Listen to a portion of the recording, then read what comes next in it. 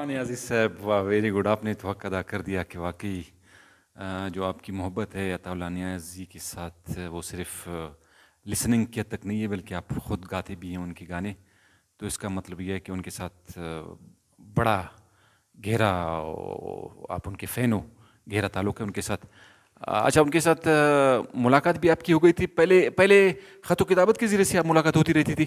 جی ہاں، پہلے خط کتابت ساتھ، اور جی زیادہ تر خط کتابت اور جی عید کارڈ زیادہ وہ میں بھیجتا تھا، وہ کیونکہ پہلے عید کارڈ تھی، کوئی فون کا اس کا وہ نہیں تھا مجھے. اچھا، وہ فیمس سنگر کافی رہے ہیں، خاص کر پہلے دیہی علاقوں میں، اور ڈرائیور حضرات ان کو سنتے تھے اور پھر پاپولر ہو گئے، پھر مختلف زبانوں میں وہ گانے لگے. غالباً 7 زبانوں میں وہ گانا گا چکے ہیں.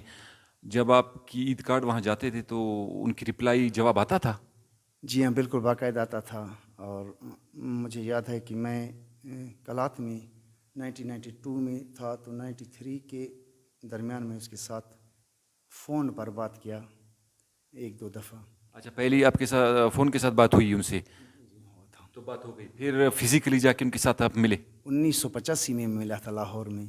تو وہ بہت دھیمی بات کرتا تھا، یعنی کیا کہتے ہیں، ایسے ایسی بات کرتا تھا زیادہ. اچھا، ان کے ساتھ ملاقات ہو گئی تو ان کو پتہ چلا کہ آپ ان کے بڑے فین ہو؟ جی ہاں، میں نے ان کو بتایا تھا کہ میں ہوں آپ کا بہت بڑا فین ہوں، اور جی کارڈ، یہ عید کارڈ وغیرہ جو میں بھیجتا تھا یہ آپ کے ہیں. تو اس عید کارڈ میں اس کی بھی تصویر تھی، اور ساتھ ساتھ اس کا ایک بیٹے کا، میرے خیال میں ایک بڑا بیٹا اس کا وہی تھا سانول، اس کی بھی تصویر ان عید کارڈ کے اوپر بھی وہ چھپا تھا. اچھا، پہلی ملاقات ہو گئی تو ظاہر ہے آپ کی فیلنگز، آپ کی خوشی کی کوئی انتہا نہیں ہوگی. کوئی انتہا نہیں تھا، میں تو بول نہیں سکتا تھا کہ میں اس کے ساتھ کیا بات کروں، دیکھوں یا اس کو بات کروں، اتنا ہوتا. اچھا، ان کو بھی پتہ چلا کہ آپ ان کے بالکل انداز میں گانا گاتے ہیں؟ میں نے اس کو نہیں کہا کہ میں گاتا ہوں، لیکن میں نے کہا کہ میں آپ کا زیادہ فین ہوں زیادہ دن. چلیے ٹھیک ہے، ایک دوسرا گانا آپ سے سنیں گے، مزید گفتگو آپ سے ہوگی. تو عطا اللہ خان صاحب 7 زبانوں میں گانا گا چکے ہیں. اب یہ آپ اردو اور سرائکی مکس ہمیں گانا سنائیں. اب جو گانا سنائیں گے، یو آر ویلکم.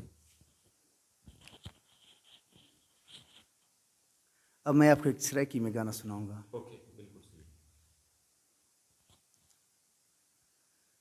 ایک سوہنا ڈوچھا دل دا ڈاٹھا تے ٹرجھا لگیاں نے اوٹھائیں، او کون وکیل کھتاں در تیرے تے اتے جھائی وکیلاں دی نہیں. او تیلا باجھن بلن وسالاں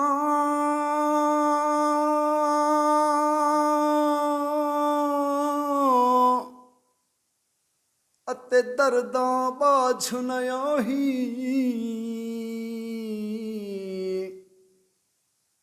کی ہویا تساں بولن چھڈیا تے اساں ویکھن چھڈنا نہیں. بالو بتیاں وے ماہی ساکوں مارو مارو سنگلاں نال، وے پتل بنائی سونا پنساں یا ملاں نال. بالو بتیاں وے ماہی سکوں مارو سنگلاں نال، وے پتل بنائی سونا پنساں یا ملاں نال. میں تھے تے ڈھولا واں تے میں سما سونے دی باں تے، میرے آوے ماہیا میرے آوے ماہیا کدو سجنا دا چھوٹا اے، کالیاں زلفاں دے وچ مکھ چن دا وے ٹوٹا اے.